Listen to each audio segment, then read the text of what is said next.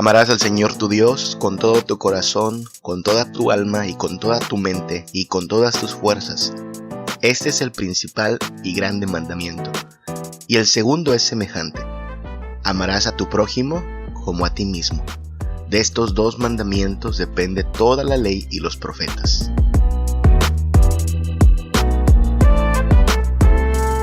Engañoso es el corazón más que todas las cosas y perverso.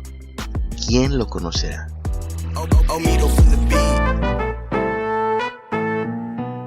Como está escrito, no hay justo ni aun uno. No hay quien entienda, no hay quien busque a Dios. Todos se desviaron, a una se hicieron inútiles.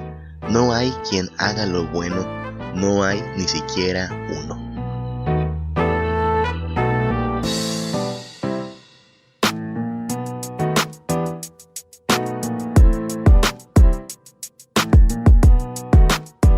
Saludos a ti que te estás conectando al podcast Una Vida Reformada. Bienvenido a un episodio más.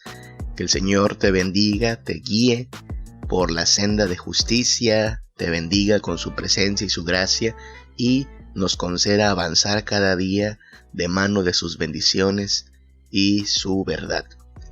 Soy el peregrino feliz, Samuel Hernández, desde alguna parte en Mérida, Yucatán, y en los próximos minutos vamos a estar reflexionando acerca de asuntos importantes de la vida cristiana. De hecho, estamos hablando de ciertas doctrinas que hemos agrupado bajo el nombre de agridulce. Creemos que estas doctrinas son importantísimas para nosotros, son como luz en medio de nuestra oscuridad, son un mensaje más dulce que la miel. Es un mensaje en verdad que trae alegría, que trae transformación a nuestra vida. El Evangelio de Jesucristo es ese mensaje tan especial. Pero así como tiene un sabor a gloria más dulce que la miel, tiene un sabor también de entrada amargo. Porque el Evangelio que nos salva, el Evangelio que nos ofrece vida y dicha, primero que nada es el Evangelio que nos humilla, quitándonos toda máscara, quitándonos toda pretensión de que somos buenos o de que nuestra vida es, asombrosa, y nos lleva a reconocer nuestra bancarrota espiritual, reconocer que no somos más que pecadores, reconocer que hemos hecho un desastre en nuestra vida, y es ahí donde comienza el nuevo panorama para nosotros, que nos miramos a nosotros mismos y descubrimos que no hay nada bueno en nosotros, pero miramos a Cristo y sabemos que en Él seremos libres, salvos, felices y dichosos por la eternidad. Así es que por eso le llamamos a esta serie agridulce, porque estas doctrinas son amargas, pero también y al mismo tiempo son dulces para nuestro entendimiento, para nuestra alma, para nuestra vida. Estamos estudiando el Catecismo de Heidelberg. El Catecismo de Heidelberg hace ciertas preguntas respecto a qué consuelo tenemos, respecto a dónde está la base de nuestra confianza, y luego vamos avanzando en ese catecismo y nos hemos adentrado en las preguntas que hacen referencia a qué cosas debemos saber, cuáles son como el paquete básico de creencias que debemos tener respecto a Jesucristo y la vida que Él nos ofrece. Y una de las primeras cosas que debemos saber es la gran miseria en que nos encontramos, el gran problema en que nos encontramos, que es que estamos condenados por el pecado, que nuestro destino sin Cristo es el infierno, que un día seremos juzgados por el Dios que es 3 veces santo, al cual nadie puede corromper, y tú y yo sabemos cuál va a ser el veredicto ante su trono. Puesto que hemos roto la ley de Dios, no nos espera más que la condenación eterna. Eso es lo primero que debemos saber, nuestra gran miseria, para de esta forma valorar el gran acto sacrificial que ha hecho Cristo para salvarnos. Ahora bien, la ley, esta ley que nos juzga, esta ley ante la cual vamos a ser juzgados todos los seres humanos, no es mala. Alguien podría decir, pero qué malo, ¿no? Una ley que nos va a juzgar a todos y nos va a mandar a todos al infierno. No, el problema no es la ley, ya lo dijimos en el episodio anterior. La ley es buena, los malos somos nosotros. No son leyes malas, no son leyes difíciles de cumplir en realidad. sino que nuestro corazón es el que se revela, nuestra forma de pensar es la que no se somete a esa voluntad perfecta. Nuestros actos, en vez de ser actos de obediencia, son actos de rebelión contra Dios. Pero la ley es buena, la ley nos revela el carácter de este Dios que es santo, que es verdadero. La ley misma lo que hace es reprobar el pecado. Dime si eso no es correcto, que una ley repruebe lo malo, lo perverso, lo mentiroso. La ley, de hecho, sirve para restringir un poco la maldad, un poco aunque sea, porque después de todo nosotros mismos tendemos a rebelarnos contra esa ley, me refiero a la ley de Dios. Sin embargo, esa ley es buena, los malos somos nosotros. Ahora, ¿a qué nos referimos con la ley de Dios? Mira, si tú lees el Antiguo Testamento, encuentras diversas leyes sobre diversas cosas que aplican para todas las áreas de la vida. Pero Jesús resumió la ley de manera muy, muy sencilla. Y es lo que pregunta el Catecismo de Heidelberg en la pregunta número 4. ¿Qué pide la ley de Dios de nosotros? Pregunta número 4. ¿Qué pide la ley de Dios de nosotros? Y la respuesta es esta. Cristo nos enseñó sumariamente, es decir, resumidamente, en Mateo 22, del 37 al 40, amarás al Señor tu Dios con todo tu corazón y con toda tu alma y con toda tu mente y con todas tus fuerzas. Este es el primero y grande mandamiento. Y el segundo es semejante. Amarás a tu prójimo como a ti mismo. De estos dos mandamientos depende toda la ley y los profetas. Ahí lo tienes. Jesús pudo haber citado los 10 mandamientos. Todos conocemos los 10 mandamientos. No los podemos cumplir perfectamente, pero los conocemos. En algún momento hemos tenido cierta formación doctrinal, religiosa, y cualquier judío también conocía los 10 mandamientos que están allá en Éxodo capítulo 20. Pero Jesús todavía resumió aún más. Si de por sí los 10 mandamientos son como el resumen de toda la ley, Jesús todavía lo resumió aún más a 2 mandamientos. 2 mandamientos muy sencillos en realidad. La respuesta de Jesús es, mira, ama al Señor, tu Dios, con todo tu ser, y ama a tu prójimo como a ti mismo. Qué sencillo es esto, ¿no? Es bastante sencillo, bastante corto, bastante preciso. Toda la ley se resume en estos 2 mandamientos.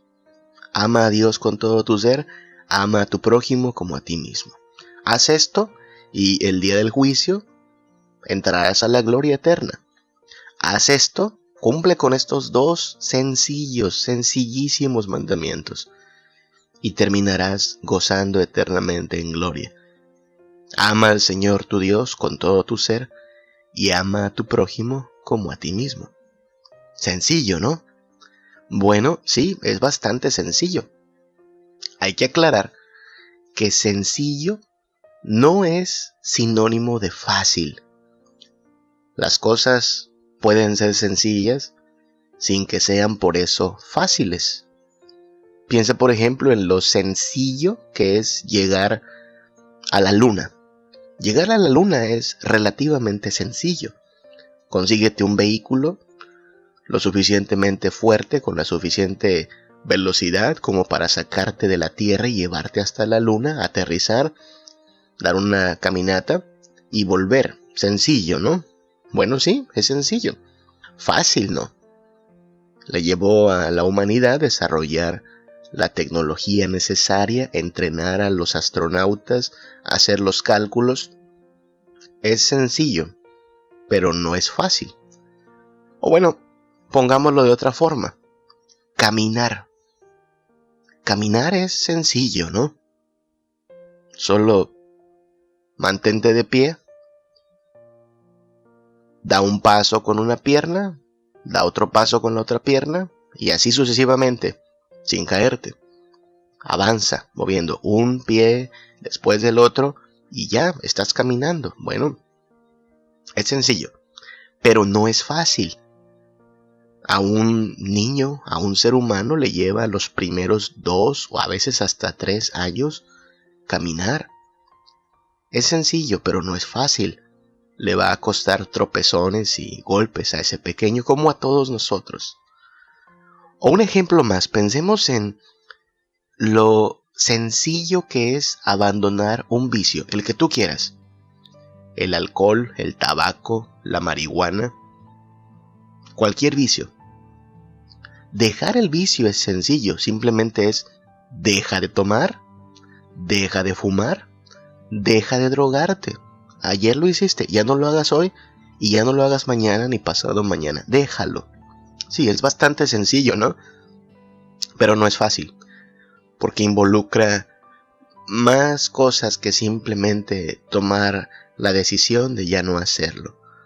Involucra dependencia, involucra deseos, involucra voluntad, involucra muchas cosas que complican el hecho de que aquello sencillo no se lleve a cabo. Bueno, eso pasa con la ley de Dios.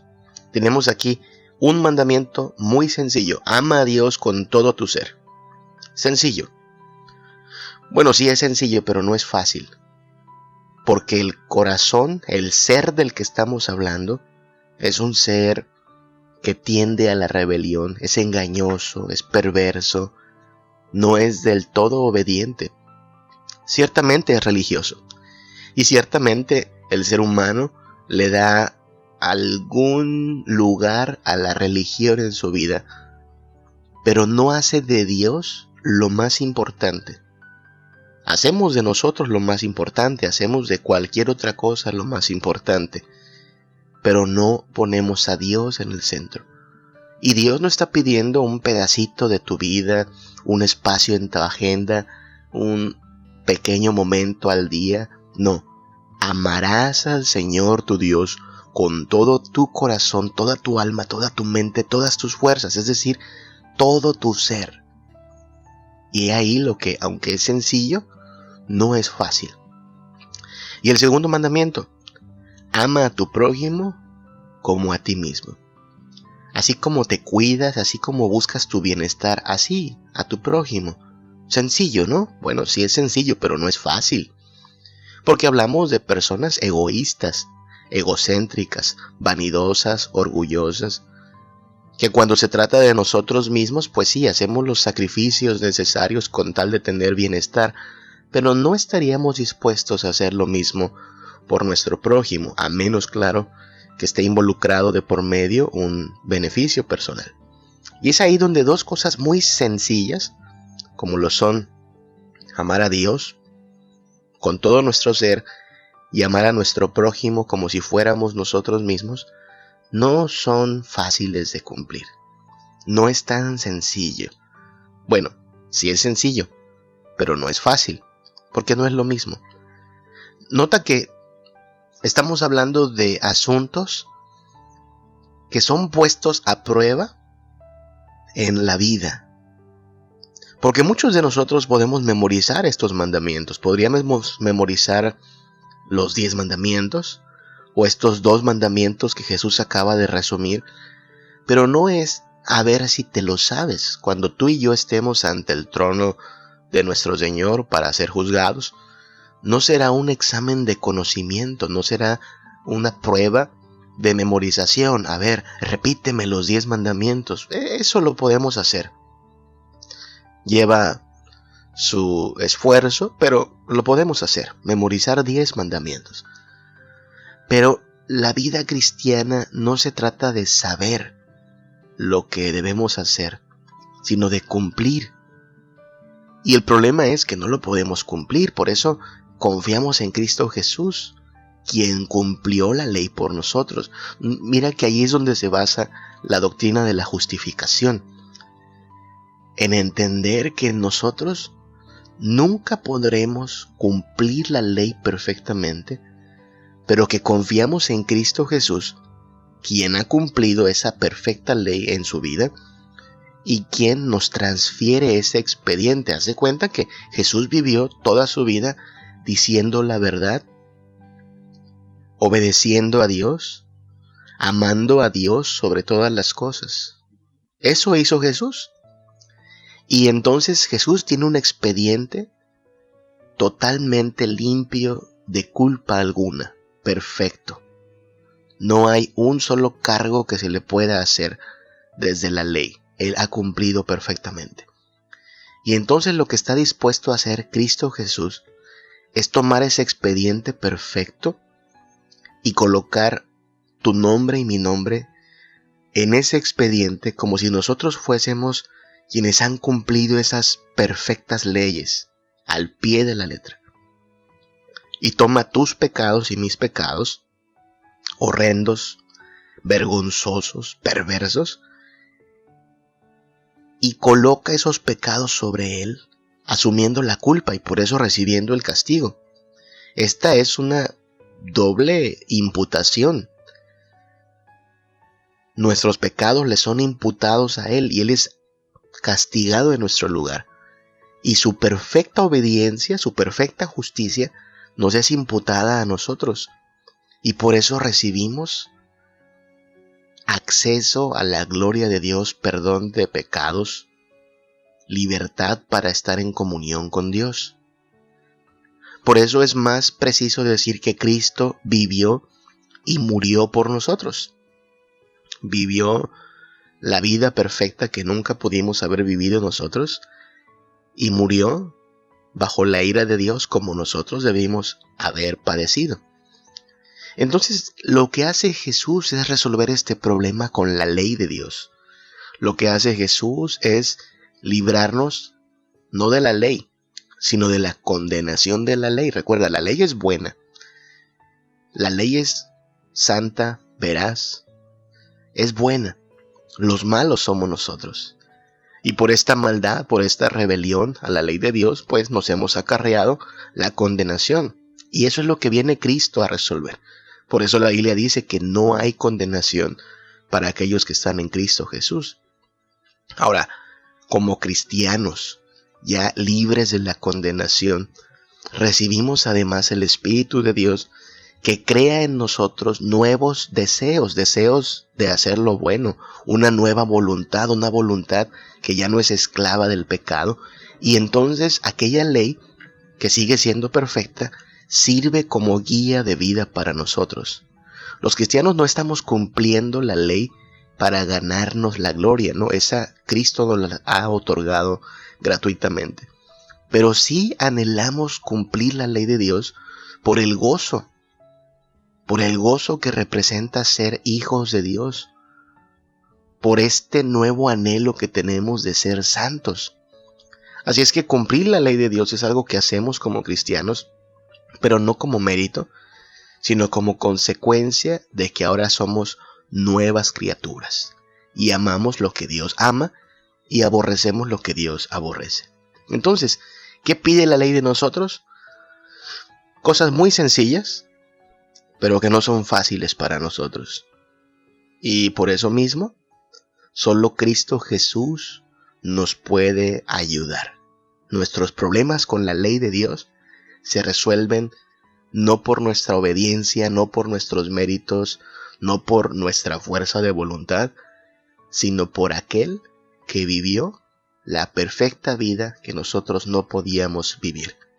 Y confiamos en Él y descansamos en Él y de Él recibimos esa justificación. Demos gracias a Dios por eso. La pregunta número 5 del Catecismo de Heidelberg dice: ¿puedes cumplir todo esto perfectamente? O sea, estos dos sencillísimos mandamientos: ama al Señor tu Dios con todo tu ser y a tu prójimo como a ti mismo, ¿lo puedes cumplir? Pregunta número 5. ¿Puedes cumplir todo esto perfectamente? Y aquí la clave está en la última palabra, perfectamente, porque parcialmente lo puedes cumplir. Aparentemente lo puedes cumplir. Podemos aparentar. O podemos intentar por los próximos 10 segundos amar a mi prójimo. Bueno, por los próximos 2 minutos amar a Dios. Ok. Pero no se trata de un poquito de tiempo ni tantito nada más, sino perfectamente. ¿Puedes? No podemos. No podemos. Y la respuesta es precisamente esa. Cuando la pregunta número 5 de Heidelberg es ¿puedes cumplir todo esto perfectamente? La respuesta es un rotundo no. No, porque por naturaleza estoy inclinado a aborrecer a Dios y a mi prójimo. ¡Wow! Mira lo que acaba de decir. Esta podría ser una respuesta de lo más pesimista, ¿no crees? No puedo. Es una ley perfecta, es una ley santa, es una ley buena, pero yo no voy a poder cumplirla. ¿Y por qué no? Bueno, pues porque por naturaleza estoy inclinado a aborrecer a Dios y a mi prójimo. Mira lo que dice esta respuesta, muy importante. Por naturaleza, es decir, esto es algo que está atrofiado en nosotros naturalmente. No se nos da. No podemos, tal como una tortuga no puede volar, tal como los conejos no pueden poner huevos. Asimismo, nosotros los humanos no podemos cumplir perfectamente la ley de Dios. Intentamos hacerlo de vez en cuando. Tratamos de portarnos bien en ocasiones. Muy a menudo aparentamos que somos buenas personas. Pero no podemos cumplir perfectamente la ley de Dios, porque algo en nosotros se echó a perder. Algo en nosotros viene fallado por naturaleza. ¿Y qué es? Pues le podemos llamar voluntad, le podemos llamar corazón, le podemos llamar hombre interior. Nuestra esencia está dañada, quebrada, rota, deforme, corrompida, depravada. De hecho, técnicamente a esta condición del ser humano se le llama comúnmente depravación total.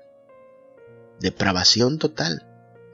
Romanos capítulo 3, versículo 10 dice, no hay justo ni aun uno. O sea, no hay una sola persona que pueda cumplir perfectamente la ley de Dios. No la hay. Puedes buscarla por todo el mundo, no la vas a encontrar. Porque todos estamos depravados totalmente. Ahora esa palabra puede ser muy fuerte, ¿no? Depravados. Depravado suena a algo sucio, perverso, asqueroso, malévolo. Y a lo mejor no es la palabra que tú pensarías que te describe a ti mismo, ¿no? Depravado. Sin embargo, aunque la palabra suena fuerte, suena pues bastante sucia ya, es una palabra correcta. Somos depravados. Y no somos depravados tantito, tenemos una depravación total, es decir, todo en nuestro ser quedó arruinado por esta condición de pecado y miseria. Y nosotros mismos fuimos afectados de manera tal que todo nuestro ser ha quedado en depravación. Ahora, sin afán de suavizar las palabras, sin afán de minimizar nuestro problema, a lo mejor sí puede ayudar el hacer un ligero cambio de términos y en vez de decir que somos depravados totalmente, podríamos decir también que somos corruptos radicalmente. Es decir, así como hablamos de depravación total, podríamos entender que depravación total significa corrupción radical. Y no es que quiera que se oiga menos feo, sino que explica un poquito mejor cómo es que, aunque no lucimos tan malotes, aunque no hemos asesinado, espero, a 20 o 30 personas, no hemos robado un banco, no hemos secuestrado personas, somos malos. Fíjate, corrupción total, que es un sinónimo de depravación total, lo que significa es que por donde le busques, algo en nosotros daña a todo lo demás. Estamos corrompidos. Piensen cómo a lo mejor no parecemos tan malos como esa palabra suena, pero somos malos.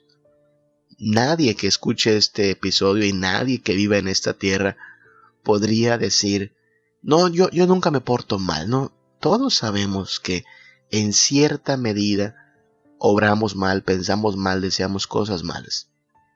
Piensan cómo podríamos tener, por ejemplo, un vaso con agua.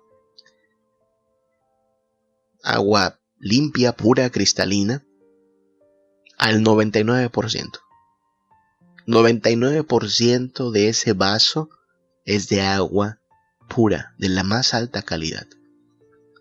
Pero el 1% de ese vaso de agua es del retrete.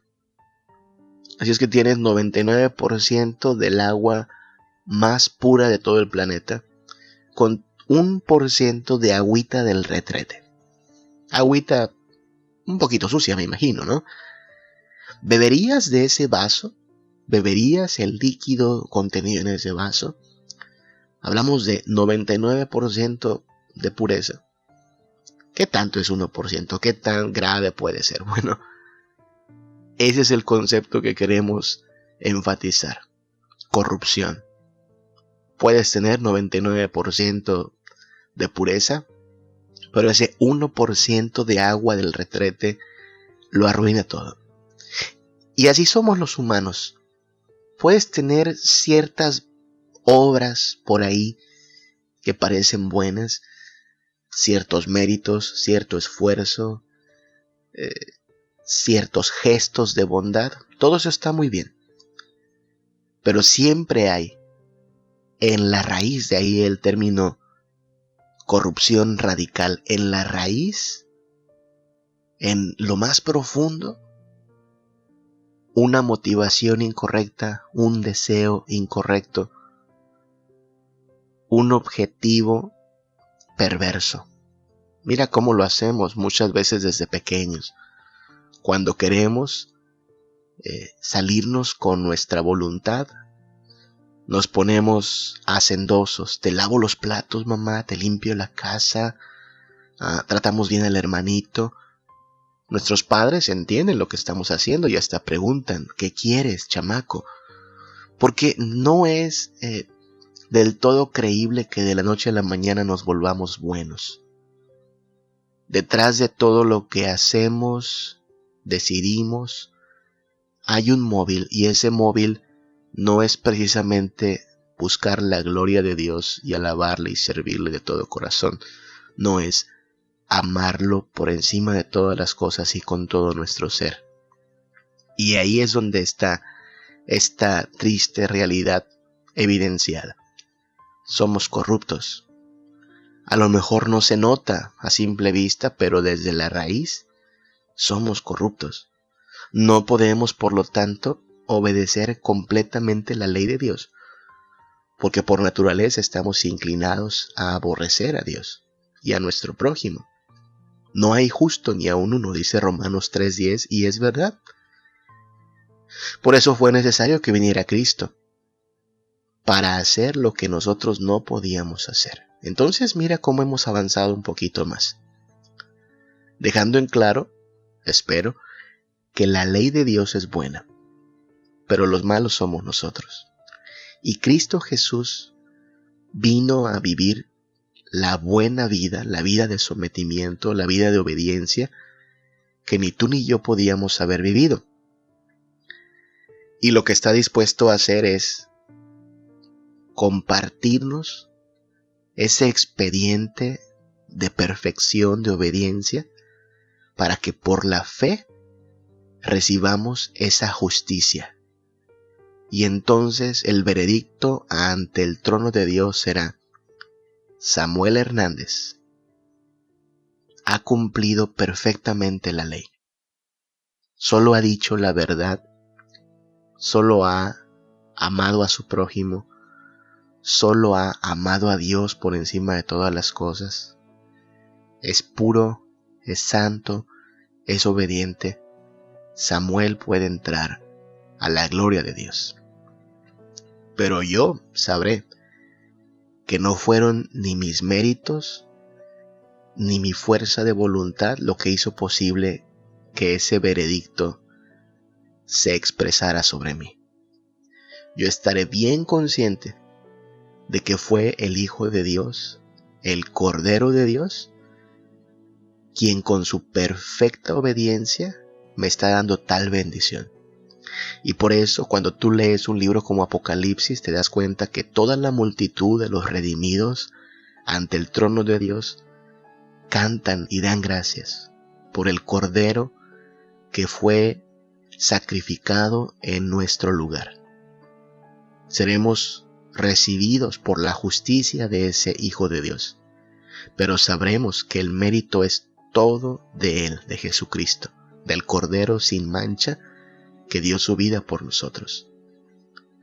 De ahí que la ley de Dios se confirma como buena, como santa, como verdadera y justa.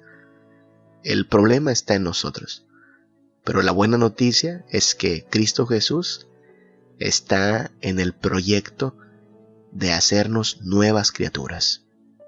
Y es lo que celebramos, que el que está en Cristo es una nueva criatura, que ahora tiene una nueva relación con Dios, que tiene un nuevo expediente de perfecta justicia y que tiene una nueva voluntad dada por el Espíritu de Dios para ahora amar lo que Dios ama y aborrecer lo que Dios odia.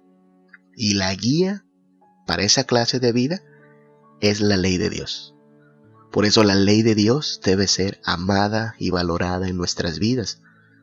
Porque si somos cristianos, esa ley perfecta nos sirve, no para ganarnos el cielo, eso es solo por los méritos de Cristo, pero sí nos sirve como una guía de vida.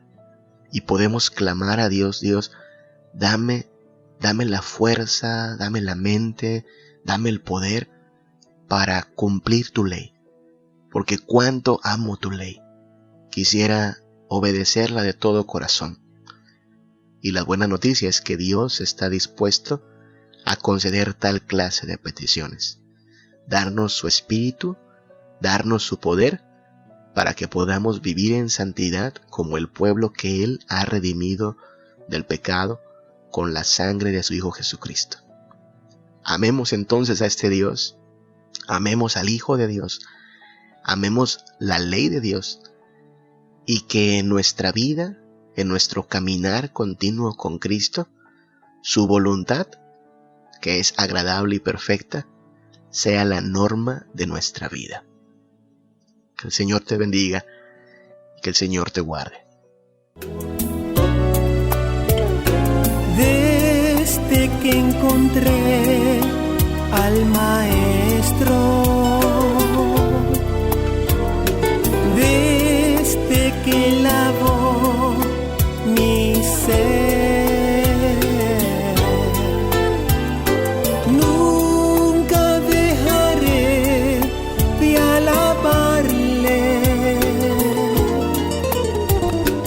hasta que regrese otra vez. Me ha tocado, sí me ha tocado. Y ahora sé que el Salvador